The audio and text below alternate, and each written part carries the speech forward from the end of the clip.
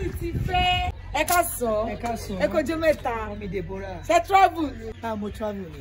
Kí ló mú yín lójú ìbà? Ojú. Ìbà. No, kò sí nǹkan lójú mi. Ìbà ìwù. Ṣé kò dùn yín báyìí? No, kò dùn mí. Kò dùn yín báyìí? Kò dùn mí rárá. Ẹni malaria nìyẹn. Kẹ máa lo àgbo, ẹni ìdá àgbo ni o, ẹ̀dẹ̀ ní ìdí rest. Ẹ máa wọ̀nyí, ẹ ṣeun. Tẹ bá délé, ẹni pé mi ti fẹ́ kí máa ń ṣe àgbo. Kẹ máa bọ̀. Tètè máa rest o.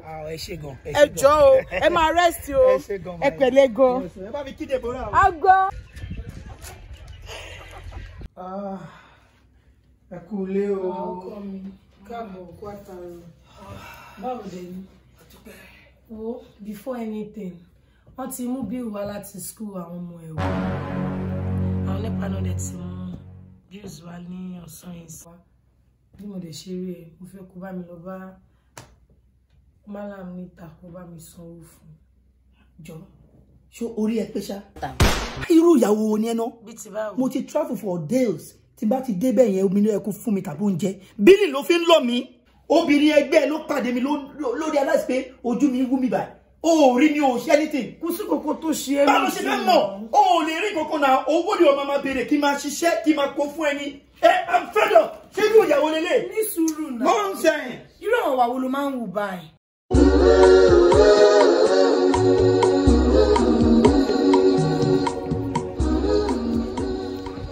Daddy ti fẹ́.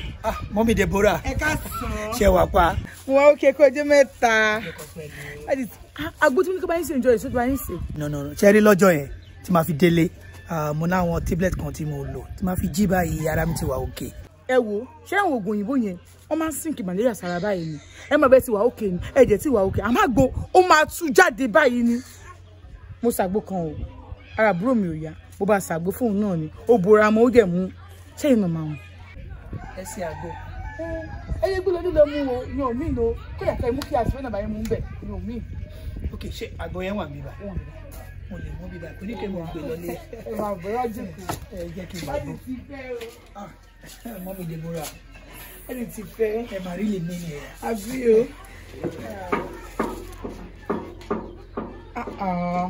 Àgbo tí o korò tẹ́ wá bẹnu jẹ́ tó báyìí. Ẹ pẹ̀lẹ́, ẹ pẹ̀lẹ́, ẹ pẹ̀lẹ́. Ẹ pẹ̀lẹ́, ẹ pẹ̀lẹ́. Sorry, ẹ pẹ̀lẹ́.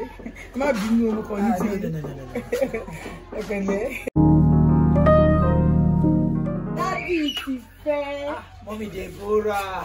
Ilé ìtẹ́wá fi wá lé nìyí. Àbí mo ní kí n yọjú sí yín ni. Ẹ káàbọ̀.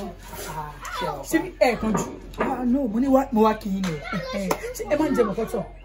Àwọn ẹsẹ̀ ẹran yẹn àti ó fẹ́ ṣe láti jẹ gan ni. Ṣé ẹ lọ dáná? Ẹ má ṣe ìyọ̀nà kí n má stress yín. Òkè báyìí ṣe steam nǹkan kí fọwọ́ lọ ta yẹn. Kò kí fi irú sínú ẹ̀. No, ẹ má bọ̀dà. Òkè bọ̀ ilé ìtẹ́wá kí ni ẹ gbọ́dọ̀ jẹ nǹkan kan. Ẹ gbọ́dọ̀ jẹ nǹkan kan. Òkè ẹ dẹ́kun fún mi ní. Òkè mo bọ́ kí mo lè fi ṣẹlẹ̀ ìjọ nǹkan fún mi. Ẹ wò.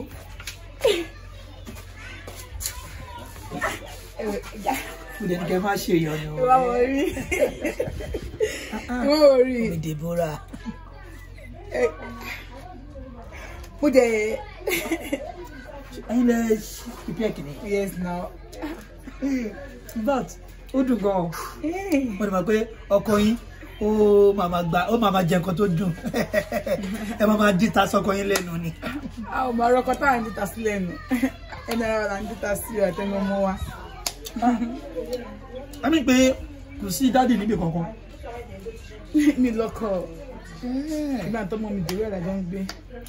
Ìwà mọ̀ ọ́ sáà máa gbọ́ Deborah ìbọn wọ́n pé bẹ́ẹ̀ bàbá Deborah wà nílé ni o. Ara ẹ̀ Deborah ò sí nílé o. Ó dùn gan. Èyà. Èmi gan tiẹ̀ ti fẹ́ pè yín láti jẹ́ ìwé kí n bèrè pé báwo la gbó tẹ́ lò, báwo lára yín o, báwo la gbé yín. Àwọn pè ní nọ́mbà yín tó mọ̀ bí mo ẹ mọ̀. Ó tó ni o. Ẹ̀dẹ̀ lọ́jọ́ yẹn àgbẹ̀yẹn wá ṣiṣẹ́ tòótọ́. Eléyìí tí mo ti wá mọ̀ pé kò sí bàbá Deborah nínú ẹ̀. Ẹ máa gba nọ́mbà mi lónìí. Mo máa pín nọ́mbà mi.